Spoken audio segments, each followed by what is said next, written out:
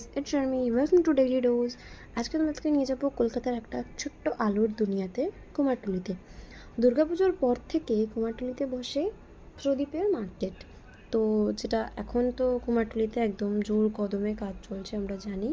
So এখানে basically কলকাতার সব থেকে কম দামে প্রদীপ পাওয়া যায়। এখানে তোমরা যে কোনো কাইন্ড অফ প্রদীপ পেয়ে যাবে, মানে যেগুলো ট্র্যাডিশনাল প্রদীপ সেগুলো থেকে শুরু করে যে কোনো কাইন্ড অফ মানে ডিজাইনার প্রদীপ বলো, এমনি টেরাকোটার ঘর সাজানোর জিনিস বলো, সব কিছু কিন্তু তোমরা এই কুমারটুলিতে এই যে লেনটা এখানে পেয়ে যাবে। এটা বেসিক্যালি নিউ পটার্স লেন। এখানেই প্রদীপের বড় মার্কেট বসে। সো এখানে প্রদীপের দাম শুরু হয় মাত্র 1 টাকা থেকে স্টার্ট হয়। তারপরে যেরকম সাইজ বাড়বে সেরকম দাম বাড়তে থাকবে।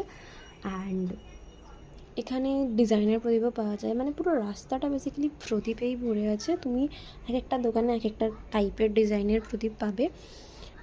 প্রত্যেকটা প্রদীপই অলমোস্ট, মানে যে ডিজাইনের প্রদীপগুলো সেগুলো অলমোস্ট 10 টাকা থেকে স্টার্টিং হচ্ছে। এবার সাইজ যত বাড়বে দাম তত সেরকম বাড়বে। তো এরপরে আমরা হাঁটতে হাঁটতে ঢুকে গেছিলাম কুমারটুলির যেটা মেন যে আকর্ষণ, যেটা সেখানে একদম ওখানে জোর কদমে কালী পুজোর প্রস্তুতি চলছে। মানে ওনাদের হাতের যে সূক্ষ্ম কাজ, মানে সত্যিই আলাদা করে আর কিছু বলার নেই।